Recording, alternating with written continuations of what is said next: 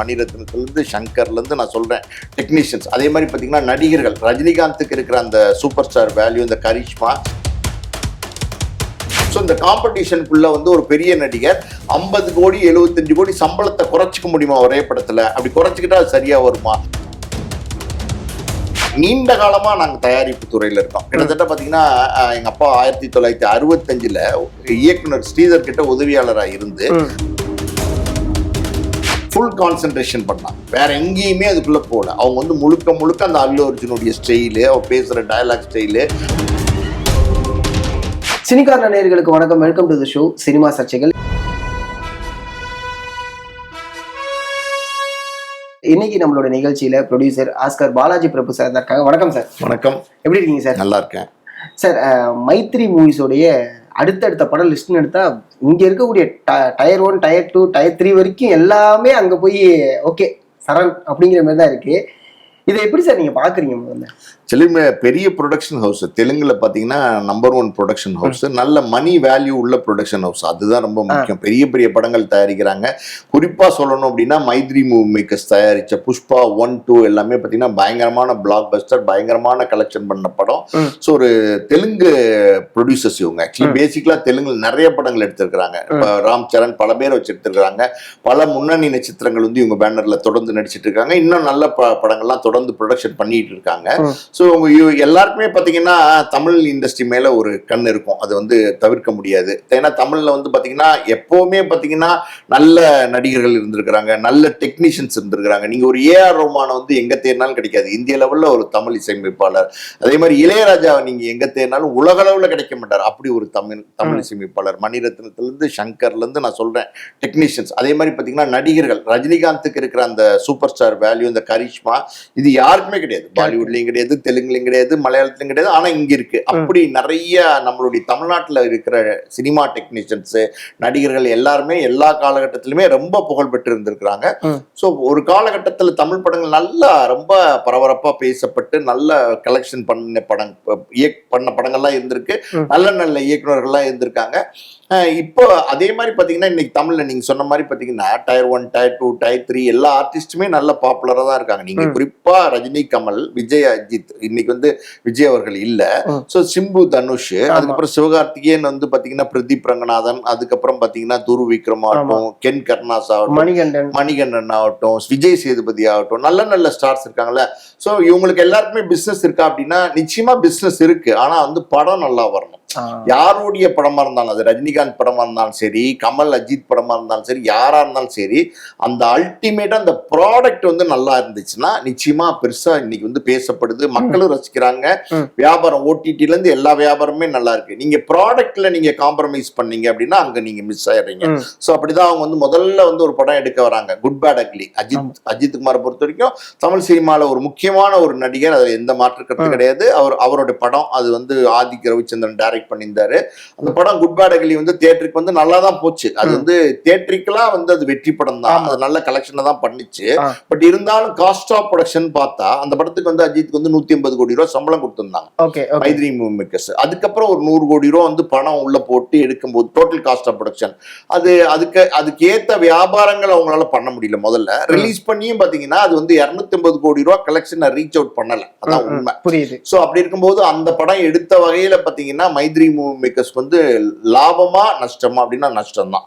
அஜித் குமார் மாதிரி ஒரு பெரிய நடிகர், படமும் நல்லா ஓடிச்சு, ஆனாலும் பத்தி நஷ்டம்னா அப்ப அந்த காஸ்ட் ஆஃப் ப்ரொடக்ஷன் அதை விட ஜாஸ்தியா இருந்ததுங்கிறது தான். இப்ப அஜித் வந்து நீங்க பாத்தீங்கன்னா குட் பேட் அக்லிக்கு அப்புறம் கிட்டத்தட்ட ஒரு வருஷமா அடுத்த ப்ரொடக்ஷன் ஹவுஸ் இல்ல. அதான் உண்மை. ரியாலிட்டி என்னன்னா அஜித் குமார் வந்து ஒரு தமிழ் சினிமாவில் ஒரு நம்பர் 1 நடிகர். அவருக்கு காம்படிட்டரா வந்து நம்ம முதலமைச்சர் விஜய் அவர்கள் இருந்தாரு. இன்னைக்கு அவர் டோட்டலாவே சினிமா விட்டு போயிட்டாரு. ஸோ இவருக்கு போட்டி இல்லை அப்படின்றது ஒரு பக்கம். அது ஒரு டிராபேக். அது ஆக்சுவலி உண்மையா சொல்ல போனா ஒரு காம்படிட்டர் இருக்கணும். இப்ப ரஜினி, கமல், அஜித், விஜய், சிம்பு, தனுஷ், அந்த ஒரு காம்படிஷன் வந்து இன்னைக்கு வந்து இல்லாம போச்சுங்கிறது ஒரு உண்மை. ஆனாலும் பாத்தீங்கன்னா அஜித்தை வச்சு அவர் 175 கோடி ரூபாய் சம்பளம் கேட்கிறாரு. 150 கோடி ரூபா கூட குறைச்சு வந்துட்டார். இப்ப சமீபத்துல படங்களே யாருமே வரல அப்படின்னும் போது. ஆனா அது இன்னமும் கூட பாத்தீங்கன்னா அவருடைய சம்பளம் வந்து 90 கோடி ரூபா இல்லைன்னா 100 கோடி ரூபா கொடுத்தா அது வந்து ஒர்க் அவுட் ஆகும்னு நினைக்கிறாங்க தயாரிப்பாளர்கள். ஆனா அஜித்தை பொறுத்த வரைக்கும் எப்படின்னா, ஆல்ரெடி நம்ம 150 கோடி ரூபா வாங்கிட்டு இருந்தோம். விஜய் பொறுத்த வரைக்கும் ஜனநாயகன் படத்துக்கு 225 கோடி ரூபா வாங்கிட்டு இருந்தாரு. சோ இந்த காம்படிஷனுக்குள்ள வந்து ஒரு பெரிய நடிகர் 50 கோடி 75 கோடி சம்பளத்தை குறைச்சிக்க முடியுமா ஒரே படத்துல? அப்படி குறைச்சிக்கிட்டா அது சரியா வருமா? அப்ப குறைச்சிக்கிட்டாருன்னா அஜித்துக்கு மார்க்கெட் இல்லைன்னு பேசுவாங்களா? இப்படி பல கோணத்துல வந்து யோசனை பண்ணிட்டு அவர் குறைக்காம அவருடைய பாயிண்ட்ல ஸ்டிக் ஆன் பண்ணிட்டு இருக்காரு. இப்ப இந்த மைதிரி மூவி மேக்கர்ஸ் வந்து இந்த படம் லாஸ் ஆனா கூட அஜித்துடைய அடுத்த படத்துக்கு அவங்க தயாரிக்கிறதுக்கு ரெடியா இருக்காங்க. அஜித் கேட்கிற அந்த 150 கோடி ரூபாய் சம்பளம் கூட கொடுக்கறதுக்கு ரெடியா இருக்காங்க. ஆனா அவங்க வேற ஒரு டைரக்டர் சொல்றாங்க. தெலுங்கு டைரக்டர் ஒண்ணு சிபாரிசு பண்ணி, நீங்க அந்த அவர் சொல்ற கதையில நீங்க நடிங்க, படத்தை பொறுத்த வரைக்கும் நாங்க நல்லா கொண்டு வந்துடுறோம், நாங்க வியாபாரம் பண்ணிக்கிறோம், நீங்க வந்து நடிங்க அப்படின்றாங்க. ஆனா அஜித்தை பொறுத்த வரைக்கும் என்னன்னா, ஒரு விஷயத்துல ஸ்டிக் ஆன் ஆயிட்டாருன்னா அவ்வளவு ஈஸியா வந்து ஷிஃப்ட் ஆக மாட்டார். ஆதிக் ரவிச்சந்திரன் அடுத்த படத்தோட டைரக்டர் முடிவு பண்ணிட்டாரு. ஆதிக் ரவிச்சந்திரன் தான் மைத்ரி மூவி மேக்கர்ஸ்க்கு குட் பேட் அக்லி பண்ணாரு. ஆனா அவங்களுக்கு மைத்ரி மூவி மேக்கர்ஸ்க்கும் ஆதிக் ரவிச்சந்திரனுக்கும் ஒரு சின்ன அண்டர்ஸ்டாண்டிங் இல்லாம போச்சு. அவங்களுக்கு வந்து பாத்தீங்கன்னா ஆதிக் ரவிச்சந்திரன் மேல ஒரு பேட் ஒப்பீனியன் இருக்கு. அதான் உண்மை. பெருசா ப்ரொடக்ஷன் செலவை இழுத்து விட்டாருன்னு. அஜித்தை பொறுத்த வரைக்கும் இன்னமும் குட் ஒப்பீனியன் இருக்கு. அவங்க ரெடிங்கிறாங்க, ஆனா அஜித் முடியாதுங்கிறாரு. சோ அந்த படம் நடக்கல. சோ இன்னொரு பக்கம் பாத்தீங்கன்னா இந்த லாஸ்ட்க்கு அப்புறம் கொஞ்சம் லைட்டா ஜர்க்கானாங்க தமிழ் ப்ரொடக்ஷனுக்கு வரும்போது. டியூட் படத்தை பொறுத்த வரைக்கும் பாத்தீங்கன்னா பிரதீப் ரங்கநாதன் நல்ல ஒரு இன்னைக்கு வந்து ஃபுல் ஃபார்ம்ல வந்துட்டார். 100 படம் 100 கோடி நினைக்கிறேன். 3 படம் லவ் டுடேவும் சரி, டியூடு, டிராகன் எல்லாமே 100 கோடிக்கு வந்துட்டாரு. அதனால வந்து அவருடைய அந்த டியூடு படம் இவங்களுக்கு சின்ன செலவுல எடுக்கப்பட்டு, சின்ன செலவுனா என்ன, ஒரு 60-70 கோடியில எடுக்கப்பட்டு மிகப்பெரிய ஒரு லாபத்தை ஓடிடில இருந்து எல்லாமே கொடுத்துச்சு. சோ அந்த ஒரு நம்பிக்கை, தமிழ் திரைப்படம் நல்ல படம் எடுத்தா, மறுபடியும் அதேதான், நல்ல படம் எடுத்தா நிச்சயமா ஜெயிக்க முடியும் அப்படின்னு இன்னைக்கு இருக்கிற எல்லா ஸ்டார்ஸுமே லாக் பண்ணி வச்சிருக்காங்க. சூர்யாவை லாக் பண்ணிருக்காங்க. அதே மாதிரி பாத்தீங்கன்னா சூரி அவர் இன்னைக்கு வந்து ஒரு மோஸ்ட் வாண்டட் ஹீரோவா மாறிட்டாரு. ஒரு காமெடியன் இன்னைக்கு வந்து ஒரு மோஸ்ட் வாண்டட் ஹீரோ. பெரிய சம்பளம், பெரிய ப்ரொடக்ஷன் ஹவுஸ் வந்து சூரி வச்சு படம் எடுக்கிறாங்க. அதுக்கப்புறம் வந்து சிம்பு, தனுஷ் வழக்கமா அடுத்த டயர்ல இருக்கிற பெரிய ஸ்டார்ஸ். சிவகார்த்திகேயன் இருக்காரு, பிரதீப் ரங்கநாதன் மறுபடியும் பண்றாரு, துருவ் விக்ரம் பண்றாரு, மணிகண்டன் பண்றாரு. எல்லா நடிகரையும் இன்னைக்கு வந்து புக் பண்ணி வச்சிருக்காங்க. எல்லாருக்குமே அட்வான்ஸ் கொடுத்திருக்காங்க. ஆல்மோஸ்ட் இதுல ஒரு சில ப்ராஜெக்ட்ஸ் வந்து லைட்டா ஒரு ஷேப் அப்பும் பண்ணிருக்காங்க. இப்ப வந்து சிம்புவோட படத்தை பாத்தீங்கன்னா அந்த டியூட் பண்ண கீர்த்திஸ்வரன் வந்து டைரக்ட் பண்றாரு. விஜய் இவர் நம்ம சூரி படத்தை வந்து பாத்தீங்கன்னா நம்ம அயலான் படம் பண்ணார்ல, நேற்று இன்று நாளை படம் பண்ணார்ல, அந்த டைரக்டர் அவர் வந்து பாத்தீங்கன்னா ஆர் ரவிக்குமார். அவரை வந்து அந்த படத்துக்கு டைரக்டர் லாக் பண்ணி வச்சிருக்காங்க. இன்னொரு பக்கம் பாத்தீங்கன்னா சிவகார்த்திகேயன் படத்துக்கு வந்து பாத்தீங்கன்னா இந்த மிஷன் மங்கள் அப்படின்னு ஒரு படம் வந்துச்சு, பாலிவுட் படம் வந்துச்சு, அந்த டைரக்டர் வந்து லாக் பண்ணி வச்சிருக்காங்க. ஜெகன் சக்தி அவர் லாக் பண்ணி வச்சிருக்காங்க. பெரிய பெரிய டைரக்டர்ஸ், பெரிய பெரிய நடிகர்கள் லாக் பண்ணி நல்ல நல்ல ப்ராஜெக்ட்ஸ் வந்து பண்றாங்க. சோ ஒரு தமிழ் சினிமா அது மேல ஒரு நம்பிக்கை, அந்த நம்பிக்கையில வந்திருக்காங்க. பட் இருந்தாலும் இன்னைக்கு நீண்ட காலமா நாங்க தயாரிப்பு துறையில இருக்கோம். கிட்டத்தட்ட பாத்தீங்கன்னா எங்க அப்பா 1965 இயக்குனர் ஸ்ரீதர் கிட்ட உதவியாளரா இருந்து அப்புறம் படங்கள் பண்ண ஆரம்பிச்சு 80ல இருந்தே நம்ம ப்ரொடக்ஷன் ஹவுஸ் இருந்தது. இன்னைக்கும் ஒரு படம் பண்ணலாம்னு ஒரு ஐடியா எல்லாம் இருந்துகிட்டு இருக்கு. அவ்வளவு ஒரு அனுபவத்துல வந்து நம்ம பாக்குற பல விஷயங்கள் எப்படின்னா, பேக் டு பேக் படங்கள் பண்றதுங்கிறது ரொம்ப ஆபத்து சினிமாவை பொறுத்த வரைக்கும். ஒரு படம் எடுத்து அதுல நிதானமா அதுக்கப்புறம் அடுத்த படத்தை பத்தி யோசிக்கணும். அந்த மாதிரி இல்லாம அடுத்தடுத்து பெரிய ஸ்டார்ஸ் கிடைக்கிறாங்கன்னு போனா அது பல நேரங்கள்ல பல பேருக்கு வந்து பேக் ஃபயரா மாறி இருக்கு. நம்ம ஒரு உதாரணம் சொல்லணும்னா ஆஸ்கார் பிலிம்ஸ் ரவிச்சந்திரன் சொல்லலாம். எத்தனையோ பெரிய பெரிய நடிகர்களை வச்செல்லாம் படம் பண்ணாங்க, பெரிய பெரிய படம் எல்லாம் பண்ணாங்க. ஆனா இன்னைக்கு வந்து அவங்க இருக்கிற இடமே தெரியாம போயிட்டாங்க. அதே மாதிரி பாத்தீங்கன்னா நீங்க வந்து ஏஎம் ரத்னம் சொல்லலாம். ஏஎம் ரத்னம் பெரிய ப்ரொடக்ஷன்.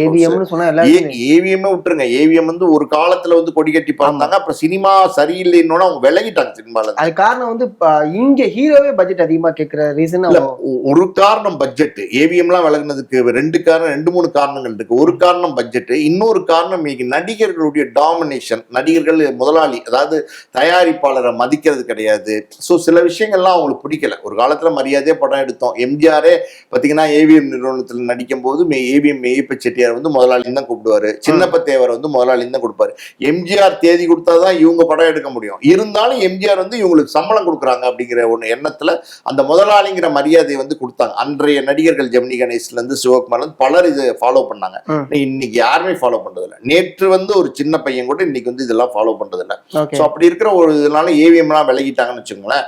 நான் சொல்ல வர்றது என்னன்னா, வேற ஒண்ணும் வேணாமே, நீங்க வந்து நம்ம லைகா ப்ரொடக்ஷன்ஸ் எத்தனை படம் எடுத்தாங்க. அவங்க எடுத்த படம் எல்லாம் ரஜினி வச்சுதான் சார். ரஜினியை வச்சு எடுத்தாங்க, கமலை வச்சு எடுத்தாங்க, விஜய் வச்சு எடுத்தாங்க, அஜித் வச்சு எடுத்தாங்க, சூர்யா வச்சு எடுத்தாங்க. இன்னும் முன்னணி நட்சத்திரங்கள் பல பேரை வந்து லைக்கா ப்ரொடக்ஷன்ஸ் வச்சு எடுத்தாங்க. தமிழ் சினிமால அவங்க சின்ன சின்ன படங்கள் கொஞ்சம் பண்ணாங்க, ஒரு 10 படங்கள் வரைக்கும். ஆனா அவங்க எடுத்த மேக்சிமம் படம் எல்லாம் பாத்தீங்கன்னா பெரிய நடிகளை வச்சு பெரிய பட்ஜெட் படங்கள். எப்படி இந்த விடாமுயற்சி வரைக்கும். ஏன் இன்னைக்கு லைக்கா ப்ரொடக்ஷன்ஸ் வந்து தமிழ் சினிமால இல்லவே இல்லை? லைக்கா ப்ரொடக்ஷன்ஸ் வந்து கிட்டத்தட்ட ஒரு 1000 கோடிக்கு மேல பணம் கொண்டு வந்தாங்க தமிழ் படம் எடுக்கணும்னு. பெரிய பெரிய நடிகர்களை வச்சுதான் எடுத்தாங்க. ஆனா இன்னைக்கு அவங்க ஏன் இல்லை? அவங்க யாரோ தெரியாதவங்களையெல்லாம் வச்சு எடுக்கல, புதுமுகத்தை வச்சு எடுக்கல. ரஜினியும் கமலையும் வச்சு ஏன் தோத்தாங்க? விஜய் அஜித்தை வச்சு ஏன் தோத்தாங்க? சோ சினிமாவுடைய ரியாலிட்டி அப்படி இருக்கு. ஐஸ்வர்யா கணேசன் சார் இருக்காருல்ல, அவர் ஆல்ரெடி சினிமா தெரிஞ்ச ஒரு தயாரிப்பாளர். அவருடைய அப்பா ஐஸ்வரி வேலன் வந்து பாத்தீங்கன்னா எம்ஜிஆர் கிட்டே வேலை பார்த்தவர், எம்ஜிஆரோட கூட இருந்தவர், எம்ஜிஆர் படங்களை நடிச்சவர். ஸோ அது இல்லாம இவர் ஐஸ்வரி கணேசனே பாத்தீங்கன்னா ஆரம்பத்துல 80களின் தொடக்கத்துல சில படங்கள்ல ஹீரோவே நடிச்சிருக்காரு. அதுக்கப்புறம் வேல்ஸ் யூனிவர்சிட்டி ஆரம்பிச்சு அப்புறம் ஒரு கல்வி தந்தையா மாறிட்டார். ஆனாலும் அந்த சினிமா ஆர்வத்துல மறுபடியும் படங்கள் தயாரிக்கிற வந்திருக்கிறாரு. நிறைய படங்கள் தயார், கிட்டத்தட்ட பாத்தீங்கன்னா 2 டஜன் படங்கள் ஐஸ்வரி கணேசன் அந்த அளவுக்கு வந்து ப்ரொடக்ஷன் பண்ணிட்டு இருக்காரு. வந்து நம்ம விஜய் சித்து படத்துல இருந்து, தனுஷ் மாரி செல்வராஜ் ப்ராஜெக்ட்ல இருந்து, கட்டா குஸ்தி அதோடைய 2ல இருந்து பல படங்கள் அவர் கையில இருக்கு. ஆனா அவர் வந்து எடுத்த படங்கள்ல நிறைய படங்கள்ல ஒரு கிளாஸ். கரை படம் எல்லாம் பாத்தீங்கன்னா தனுஷ் படம் 60 கோடி ரூபா லாஸ். ஒரே படத்துல 60 கோடி ரூபா லாஸ். அது இல்லாம பாத்தீங்கன்னா சுமோன்னு ஒரு படம் எடுத்தாரு, சிங்கப்பூர் சலூன் ஒரு படம் எடுத்தாரு, வெந்து தணிந்தது காடு. இது வந்து தொடர்ந்து நஷ்டங்கள் தான். இப்ப வந்து விஜய் சித்து வச்சு படம் பண்ணிட்டு இருக்காருல்ல, அதுக்கு சில நெருக்கடிகள் இருக்கு. அதே மாதிரி பாத்தீங்கன்னா மாரி செல்வராஜ் தனுஷ் ப்ராஜெக்ட் பெரிய பட்ஜெட். அதுல வந்து பாத்தீங்கன்னா மாரி செல்வராஜ் வந்து வெளிநாட்டுல போய் டிஸ்கஷன் பண்ணணும் உதவியாளர்களோட கேட்டிருக்காரு, பணம் கேட்டிருக்காரு. 5 லட்ச ரூபா கொடுத்துருக்காங்க. வெளிநாடுனா எங்க போவாரு? ஆஸ்திரேலியா, நியூசிலாந்து இங்கே தான் போவாங்க. ஒரு பீஸ்ஃபுல்லா இருந்துட்டு தானே வரதுக்கு போவாங்க. பெரிய ஸ்டார் அந்தஸ்து உள்ள டைரக்டர் அவர். தனுஷ் வந்து ஒரு ஸ்டார் அந்தஸ்துள்ள ஒரு நடிகர். ஸோ 5 லட்ச ரூபா கொடுத்துருக்காங்க. 10 பேர் உதவியாளர்கள், மாரி செல்வராஜ் அவங்கள தங்குறது, ஃபிளைட்டு, ஃபுட்டு. வர முடியுமா? சாத்தியம் இருக்கா? ஆனா 5 லட்ச ரூபா கொடுத்துருக்காங்க. அதே மாதிரி கட்டா குஸ்தி படம் இருக்கு இல்லையா, அது ரிலீஸ் ஆக போகுது அநேகமாக, கூடிய சீக்கிரம் வருது. அந்த ப்ராஜெக்ட் வந்து அவங்க ஆரம்பிச்சு பாத்தீங்கன்னா நிறைய பேக்லாக்கா இருந்திருக்கு, தொடர்ந்து ஷூட்டிங் நடத்த முடியாம இருந்திருக்காங்க. அப்போ வந்து எப்படி விஷ்ணு விஷாலே சொல்லியிருக்காரு, நானே முடிக்கிறேன் சார், நான் பாத்துக்கிறேன், நான் முடிச்சுக்கிறேன், ஃபைனலா பாத்துக்கலாம் கணக்குன்னு சொல்லிட்டு முடிச்சிட்டார் படத்தை. படமும் நல்லா வந்திருக்கு. இப்ப ரிலீஸ் பண்றாங்க இல்லையா, அதுல மறுபடியும் டிஸ்பியூட்னா என்னன்னா, அவர் என்ன சொல்றாரு, ஐஸ்வர்யா கணேசன் நான் ரிலீஸ் பண்றேங்கிறாரு. அது ரிலீஸ் பண்ணனா அவங்க வந்து அதுல கான்சென்ட்ரேட் பண்ண மாட்டேங்கிறாங்க. இது என்ன காரணம் தெரியல. ஒருவேளை தொடர்ந்து நஷ்டம் ஏற்பட்டதுனாலயா, ஒரு மனத்துல வந்து ஒரு சோர்வு ஏற்பட்டுச்சா? எப்பவுமே அப்படின்னா உங்களுக்கு ஒரு தொழில் வந்து நல்லா இருந்துச்சுன்னு வச்சுங்களேன், உங்களுக்கு தொடர்ந்து லாபம், தொடர்ந்து சந்தோஷமான ஒரு சூழல் இருந்ததுன்னா அதை தொடர்ந்து பண்றதுல உங்களுக்கு ஒரு எனர்ஜி இருக்கும், உங்களுக்கு பிசிக்கல் அண்ட் மென்டல் எனர்ஜி இருக்கும். ஸோ ஒரு தொடர்ந்து ஒரு தொழில தோல்வி ஏற்படுதுன்னு வச்சுங்களேன், உங்களுக்கு ஆட்டோமேட்டிக்காவே சைக்காலஜிக்கலா என்ன தோண ஆரம்பிக்கும்னா, என்ன இது நம்ம இவ்வளவு பெரிய ஸ்டார்ஸ் எல்லாம் வச்சு எடுக்கிறோம், ஏன் இந்த தோல்வி வருது, ஏன் தனுஷ் படம் தோக்குது, ஏன் சிம்பு படம் தோக்குது, ஏன் ஜெயம் ரவி படம் தோக்குது, நியாயம் தானே கேட்கிற கேள்வி. அந்த மாதிரி ஒரு பாயிண்ட்ல தான் இன்னைக்கு எப்படி ஐஸ்வர்யா கணேசனே இருக்க பெரிய தயாரிப்பாளர், பெரிய கோடிகள்ல பணம் வச்சிருக்காரு. அது இல்லாம பாத்தீங்கன்னா பூந்தமல்லியில இருக்கிற இவிபி ஸ்டுடியோ, ஓஎம்ஆர்ல இருக்கு இவிபி, அதெல்லாம் பாத்தீங்கன்னா வாங்கினார், விலைக்கு வாங்கினார். அதுல சின்ன சின்ன பிரச்சனைகள், பதிவு பண்ண முடியல, பத்திரம் பணமெல்லாம் கொடுத்துட்டாரு. நிறைய பெரிய கோடிகள்ல வந்து பணத்தை கொடுத்துருக்காரு. ஆனா அந்த பத்திரப்பதிவு ஆகுறதுக்குள்ள சின்ன ரெட்டிகேஷனா ப்ராப்ளம், அந்த நிலத்துக்குள்ள ஏதோ பிரச்சனை, அது பதிவு பண்ணாம நிக்குது. ஸோ இப்படி வந்து தொடர்ந்து படங்கள் தயாரிக்க வர்ற பல பேருக்கு பல பிரச்சனைகள் இருக்கு. ஆனாலும் பாத்தீங்கன்னா நீங்க வந்து இந்த மைத்ரி மூவி மேக்கர்ஸ் வந்து தமிழ் சினிமாவுக்கு வந்திருக்காங்க. வர்றது தப்பு கிடையாது, தொடர்ந்து படங்கள் எடுக்கிறதும் தப்பு கிடையாது. ஆனா சினிமாவை பொறுத்த வரைக்கும் எப்படி அப்படின்னா ரொம்ப நிதானமா ஒரு ப்ராஜெக்டை பண்ணணுங்கிறது ரொம்ப ரொம்ப முக்கியம். ஏன்னா இன்னைக்கு வந்து ஒரு படத்துக்கு 150 கோடி 200 கோடி 250 கோடின்னு பணம் தேவைப்படும் போது 4 படம் ஓடலைன்னா உங்களுக்கு 1000 கோடி நஷ்டமாயிரும். ஆமா, நீ போட்டா ஒண்ணு அப்படியே டபுள் மடங்கு லாபம், இல்லைன்னா ஒண்ணுமே இல்லை. யூத்னு ஒரு படம் 5 கோடிக்கு எடுத்தாங்க, 50 கோடிக்கு மேல கலெக்ட் பண்ணிருக்கு. அப்ப எத்தனை மடங்கு லாபம்? 100 மடங்குக்கு மேல, 100க்கு மேல வந்து லாபம் கொடுத்துருக்கு, இருக்கா இல்லையா? அப்படி இருக்கும்போது அப்படியும் வருது சினிமால, ஒண்ணுமே இல்லாமலும் போகுது. டிசாஸ்டர்னு சொல்லுவாங்கல்ல, அந்த மாதிரி வாஷ் அவுட் ஆயிருது. கரை படம்லாம் நம்ம சொல்லலாம், கரையில எல்லாம் ஒண்ணுமே வரல, ஜீரோ. அப்ப நீங்க என்ன செய்வீங்க? ஒண்ணும் இல்லை சார், இந்த ஆங்கில படம் அப்சஷன் ஒண்ணு வந்து 7 கோடி 8 கோடிக்கு எடுத்தாங்க. எவ்வளவு தெரியுமா சார் வசூல்? 1000 கோடி வசூல். எங்க போய் நிக்குது? அதான் சார், இந்த புஷ்பாலாம் எடுத்தாங்கல்ல, புஷ்பா படம் எடுத்தப்ப பாத்தீங்கன்னா அதுல ஒரு சாதாரணமா செம்மர கடத்தல் சம்பந்தப்பட்ட ஒரு படம், அல்லு அர்ஜுன் நடிச்சாரு. ஆனா அந்த படம் ஏன் ஓடிச்சு அப்படின்னு ஒரு காரணம் இருக்கு. அது மசாலா படம் தானே, அதுல என்ன ஸ்பெஷலா இருந்துச்சு? அதே மக்கள் வந்து புஷ்பா 1, 2, 2 இவ்வளவு தூரம் பார்த்தாங்க அப்படின்னா அவங்க அந்த மசாலாலேயே ஃபுல் கான்சென்ட்ரேஷன் பண்ணாங்க, வேற எங்கேயுமே அதுக்குள்ள போல. அவங்க வந்து முழுக்க முழுக்க அந்த அல்லு அர்ஜுனுடைய ஸ்டைலு, அவர் பேசுற டயலாக் ஸ்டைலு, அவருக்குன்னு ஒரு ஆடியன்ஸ் இருக்காங்க, அதை மட்டுமே வந்து ஃபாலோ பண்ணி அந்த ஆடியன்ஸ் மட்டுமே ஃபோக்கஸ் பண்ணி நீங்க பாருங்களேன், முழுக்க முழுக்க ஃபுல் பேக்டு மசாலா படமா இருக்கும். அப்படி எடுத்தாங்க, அந்த படம் ஓடிச்சு. அதே மாதிரி பாத்தீங்கன்னா நீங்க ஒரு கருவு ஒண்ணு எடுத்துக்கிட்டீங்க அப்படின்னா அதுல நீங்க முழுக்க கான்சென்ட்ரேட் பண்ணீங்கன்னா வெட்டிடலாம். பாகுபலி எல்லாம் ஏன் ஓடிச்சு? ஏன் சார் பார்ட் 1 பார்ட் 2 ஓடிச்சு? படம் ஒரு கதை ஒண்ணு சொன்னாங்க, அந்த கதையை வந்து ரொம்ப நேர்த்தியா சொன்னாங்க. சொன்னாங்களா? அதே மாதிரி கேஜிஎஃப் அதே மாதிரி தானே சொன்னாங்க. அதே மாதிரி வந்து காந்தாரா படம் அப்படிதானே சொன்னாங்க. சோ ஒரு விஷயத்த நீங்க ஒண்ணுமே இல்ல, கருப்பனுடைய வெற்றிக்கு என்ன காரணம் நினைக்கிறீங்க? காந்தாரோட காப்பி கருப்பு தெரியுமா உங்களுக்கு? காந்தாராவை அப்படியே வந்து அடிச்சாங்க, காப்பி அடிச்ச மாதிரி அடிச்சாங்க. அதை வந்து நேர்த்தியா சொல்லிட்டாங்க, அது மேக்கிங்ல நேர்த்தியா சொல்லிட்டாங்க. அந்த பர்டிகுலரா அதை வந்து கரெக்டா அந்த ஒரு சூர்யா வர 1/2 மணி நேர போர்ஷன் அந்த படத்துல, அதுதான் இவ்வளவு பெரிய வெற்றி, 400 கோடி ரூபாய்க்கு காரணம். அந்த 1/2 மணி நேரம் 2.5 மணி நேர படத்துல 1/2 மணி நேரம் தான் நல்லா சொல்லியிருக்காங்க. மத்தெல்லாம் கதையெல்லாம் சொன்னாங்க, ஓகே, அது மட்டும் இருந்திருந்தா படம் ஓடி இருக்காது. ஆனா இந்த 1/2 மணி நேரம் வந்து பயங்கர ஹைலைட்டா எதுல நீங்க போக்கஸ் பண்ணுமோ அதுல கரெக்டா போக்கஸ் பண்ணதுனால அது ஆடியன்ஸ் போய் டச் பண்ணிடுச்சு, ரீச் ஆயிடுச்சு, ஓடிடுச்சு. புரியுது சார், புரியுது. ஸோ அதான் எண்ட் ஆஃப் த டே எவ்வளோ கோடி போட்டு எத்தனை படங்கள் எடுத்தாலும் இங்கே கரெக்டா இருந்தா மட்டும்தான், இல்லைன்னா அது அனைத்துமே நஷ்டத்துல போய் முடியும். என்ன சொல்றாங்கன்னா, தாய்க்கலை மாதிரி படத்தெல்லாம் இன்னைக்கு ஜென்சி பார்க்க மாட்டாங்கன்னாங்க. தாய்க்கலை படத்தையும் ஜென்சி பார்த்திருக்காங்கல்ல, பார்த்தனாலதான் ஓடி இருக்கு. சோ அதனால வந்து நல்ல படம் எடுத்தா எல்லா காலகட்டத்திலும் எல்லாரோடையும் கனெக்ட் ஆகும். ஹியூமனுடைய சென்டிமெண்ட் இருக்கு பாத்தீங்களா, உங்களுடைய அந்த உணர்வுகள். அம்மா செத்தா அது அமெரிக்காலயும் அதான், நம்ம ஊர்லயும் அதான், அது பையனுக்கு அது வேதனை தான். அதை வந்து நீங்க கரெக்டா சொல்லணும், சொன்னீங்கன்னா அது வந்து வெற்றி அடையும். புரியுது சார், புரியுது சார். ரொம்ப நன்றி சார் உங்களோட நேரத்துக்கு. நன்றி.